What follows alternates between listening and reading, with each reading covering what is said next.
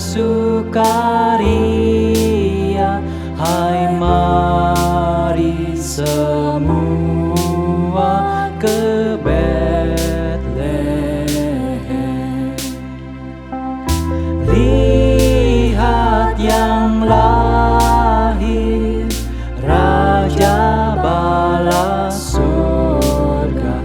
Sembah dan puji Dia, sembah dan puji Dia, sembah dan puji Dia, Tuhanmu. Sembah dan puji Dia,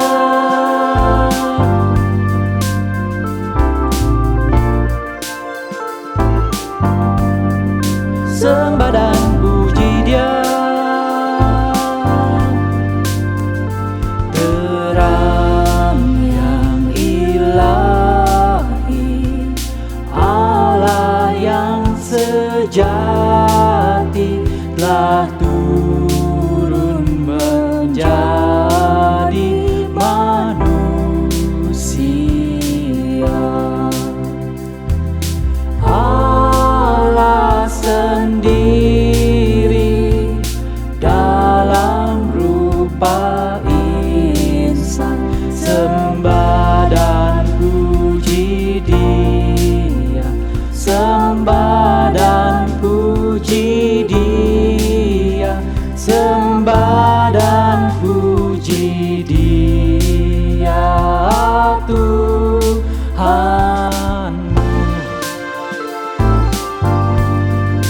Come, let us adore Him.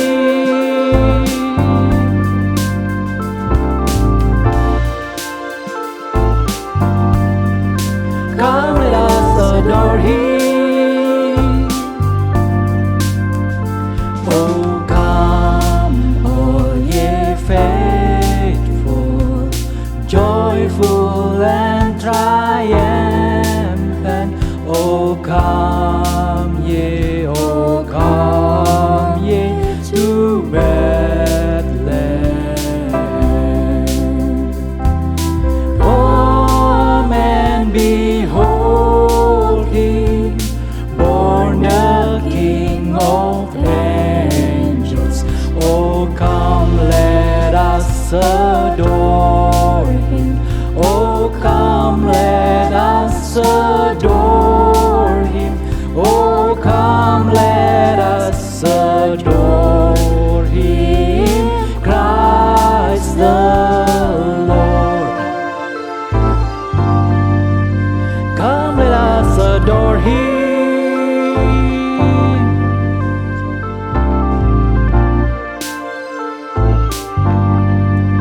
Come, let us adore Him. Sembah dan puji Dia,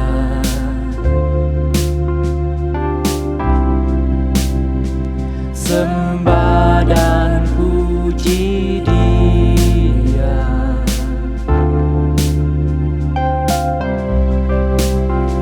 sembah dan puji Dia, sembah dan puji Dia, sembah dan puji Dia, Tuhanku.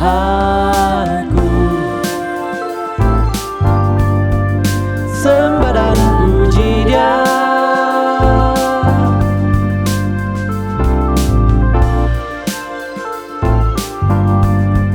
sembah dan puji Dia.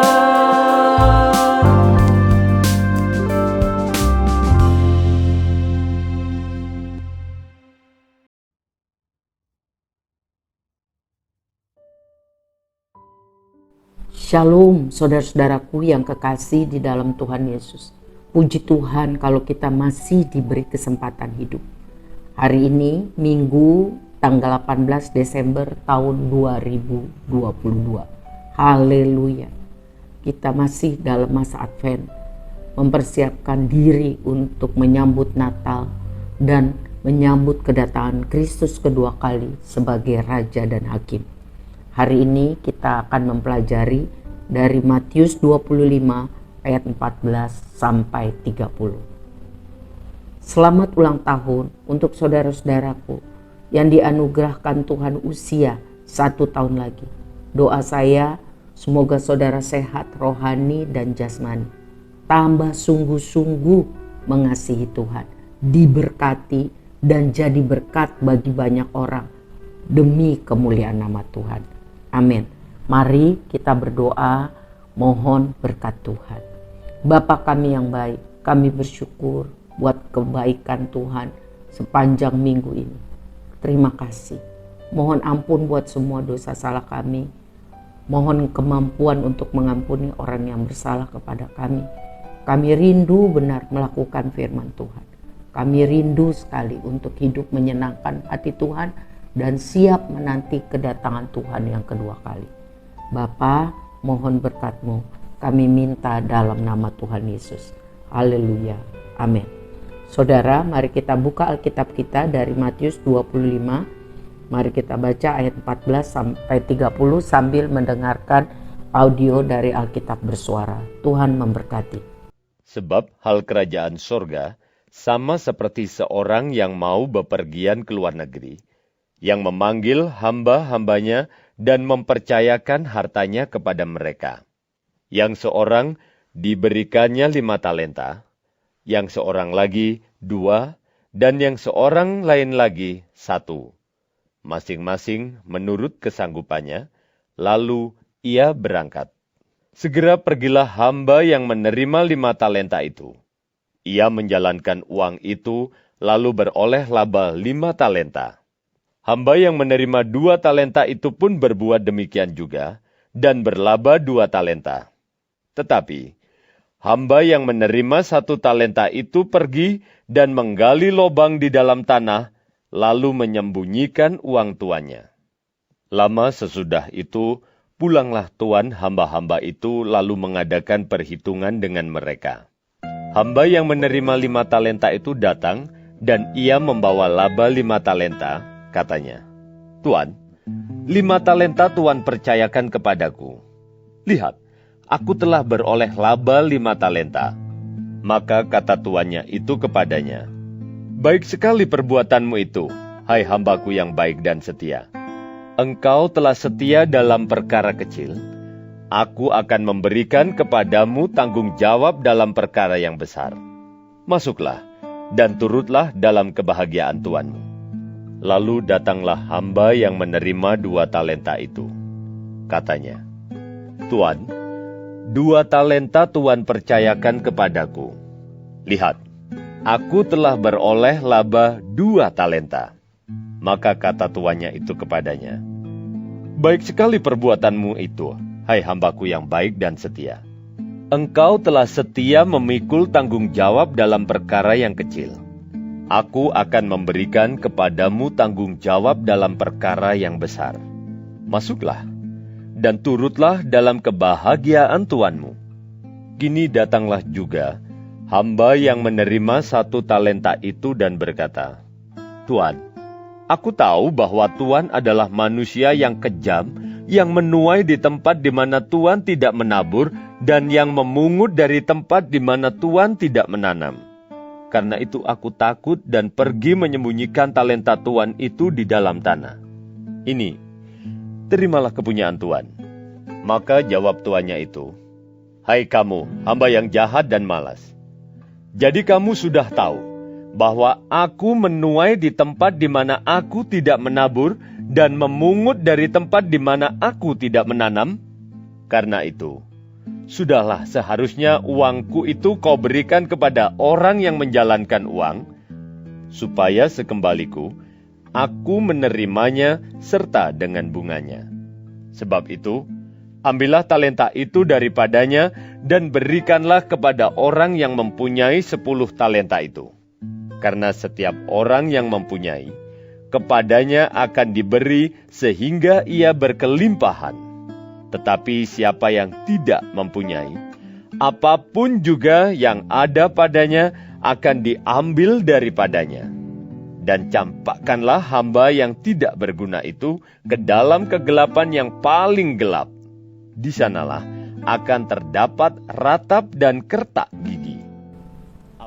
Saudara, lihatlah di ayat 14, betapa kerajaan sorga atau saat kedatangan Tuhan Yesus yang kedua kali diumpamakan seperti seorang yang akan pergi ke luar negeri, lalu ia memanggil hamba-hambanya, berpesan untuk menitipkan pada mereka masing-masing sejumlah uang untuk dikembangkan sebagai modal usaha sesuai kemampuan masing-masing.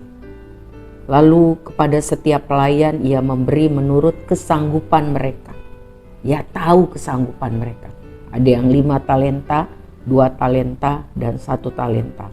Sesudah itu tuan itu berangkat.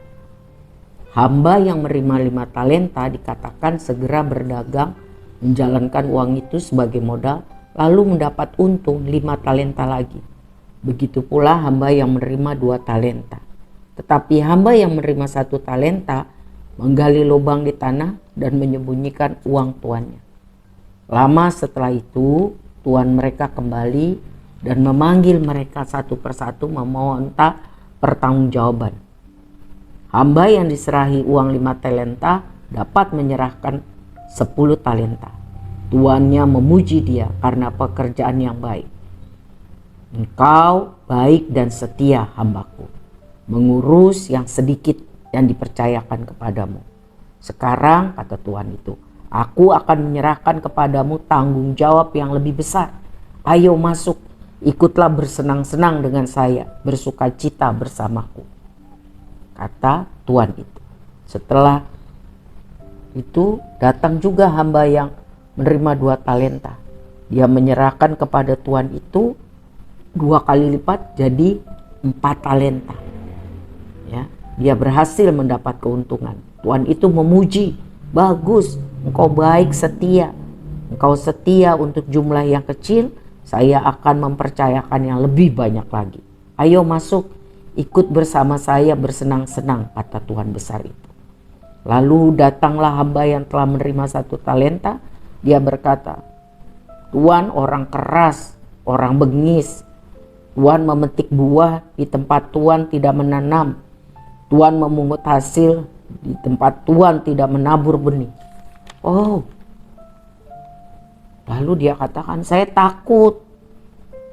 Jadi saya pergi menyembunyikan uang Tuan saja di tanah, supaya aman modal Tuan. Ini uang Tuan. Lalu di ayat 26, maka Tuan itu berkata, hei hamba yang jahat, pemalas, engkau tahu aku akan mengambil keuntungan dari usahamu.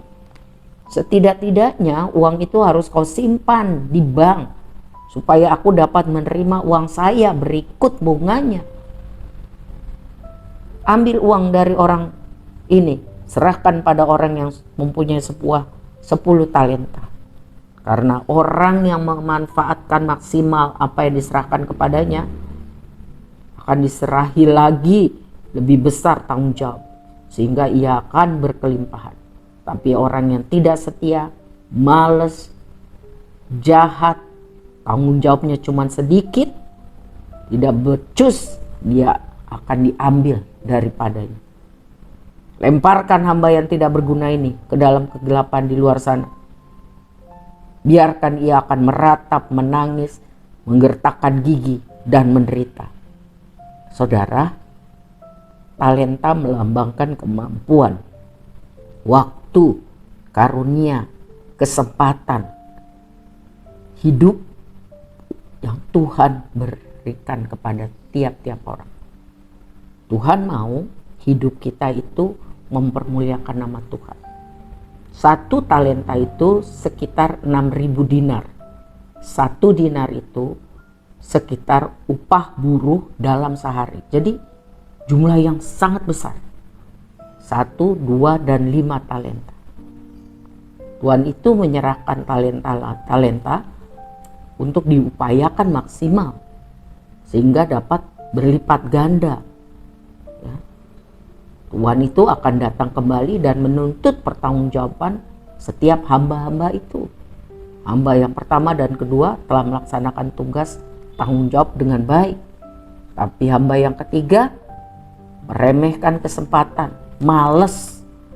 Sehingga atau karena itu ia berpikir negatif tentang tuannya. Dia pikir tuannya jahat, tuannya kejam. Terus dia tambah males deh. Saudara, berkat Tuhan, kepercayaan yang akan diberikan kepada orang yang setia, yang sungguh-sungguh mengembangkan talenta, kemampuan yang Tuhan berikan, itu akan diberikan terus kepada orang yang bisa dipercaya. Setiap orang sebenarnya telah dipercayakan Tuhan potensi yang berbeda-beda. Setiap orang punya kemampuan yang berbeda-beda. Semua orang dituntut bertanggung jawab menggunakan kesempatan hidup dan kemampuan yang telah dipercayakan Tuhan semaksimal mungkin. Ya, kalau dia bisa dipercaya, dia akan diberi kepercayaan lebih. Tetapi penderitaan menjadi bagian orang yang malas, yang enggan menggunakan hidup ini maksimal. Hidup dan kesempatan ini sangat berharga. Itu semata-mata anugerah Tuhan. Tidak dapat terbeli dengan uang atau apapun. Jadi firman Tuhan ini mengajar kita untuk menghargai, menjalani hidup, keselamatan dengan sebaik-baiknya. Sebab kelak kita semua harus mempertanggungjawabkannya pada Tuhan. Tuhan di atas segala Tuhan. Saudara, sebelum kita meninggal, kita masih diberi kesempatan hidup. Sebelum Tuhan Yesus datang kembali yang kedua, masih terbuka kesempatan bagi kita untuk bertobat. Jangan tunda.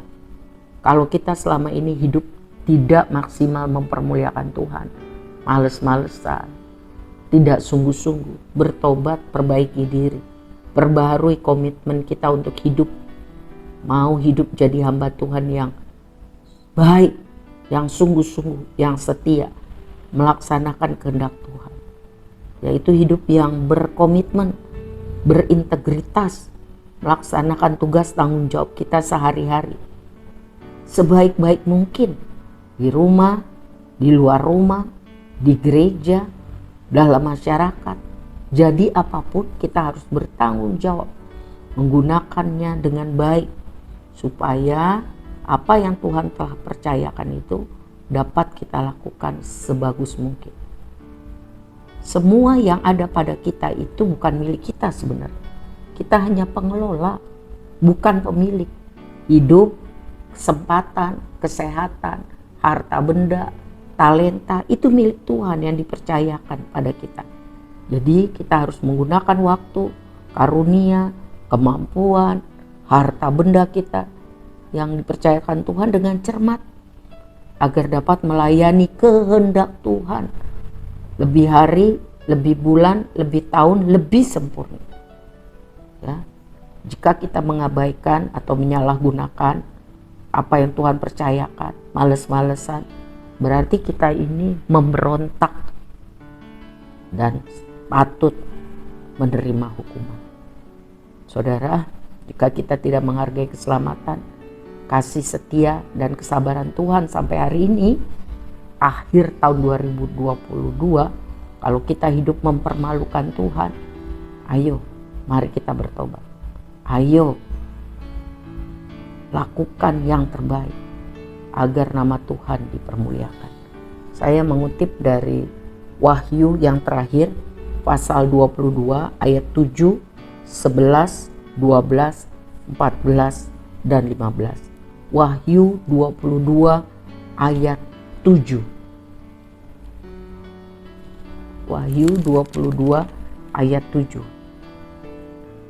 Sesungguhnya aku, huruf besar berarti Tuhan, datang segera. Berbahagialah orang yang menuruti perkataan-perkataan nubuat kitab ini. Ayat 11. Barang siapa yang berbuat jahat, biarlah ia terus berbuat jahat. Barang siapa yang cemar, biarlah ia terus cemar. Dan barang siapa yang benar, biarlah ia terus berbuat kebenaran. Barang siapa yang kudus, biarlah ia terus menguduskan dirinya. Ayat 12. Sesungguhnya aku, Roh besar berarti Tuhan, datang segera, dan aku membawa upahku untuk membalaskan kepada setiap orang menurut perbuatannya. Ayat 14. Berbahagialah mereka yang membasuh jubahnya. Mereka akan beroleh hak atas pohon-pohon kehidupan dan masuk melalui pintu-pintu gerbang ke dalam kota itu. Artinya hidup dalam kekudusan dan kebenaran. Hidup sesuai firman Tuhan. Ayat 15. Tetapi anjing-anjing, ini manusia yang kelakuannya seperti anjing. Sudah dibersihkan, sudah dimandikan, sudah dikasih makan yang baik, tapi kembali lagi ke muntahnya, makan kotorannya. Jadi tidak menghargai kesempatan yang Tuhan berikan. Tidak mau bertobat. Tetapi anjing-anjing, tukang-tukang sihir, orang-orang sundal, orang-orang pembunuh, penyembah-penyembah berhala, dan setiap orang yang mencintai dusta dan yang melakukannya tinggal di luar. Tinggal di luar. Mengerikan ya saudara. Jadi mari sementara masih ada kesempatan, segera kita hidup merefleksikan apa yang kita pelajari hari ini, yaitu sungguh-sungguh menghargai kesempatan yang Tuhan berikan dan melakukan yang terbaik apa yang bisa kita lakukan untuk menyenangkan hati Tuhan. Kiranya kasih karunia Tuhan Yesus terus menyertai kita sekalian. Tuhan memberkati kita.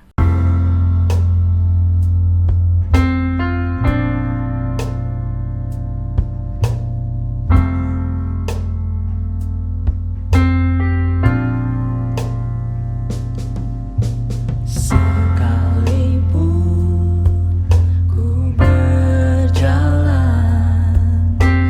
dalam lembah kelam,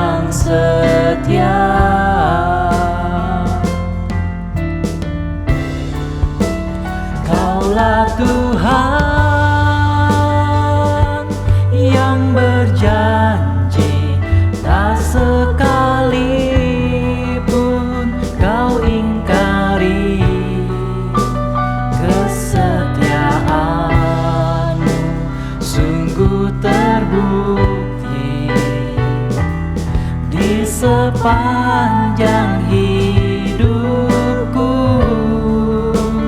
untuk selamanya ku kan setia melayani, mengasihimu. Tiada Tuhan sepertimu, Yesus, Kau Allahku yang setia. Tiada Tuhan sepertimu, Yesus, Kau Allahku yang setia. Tiada Tuhan sepertimu, Yesus, Kau Allahku yang setia.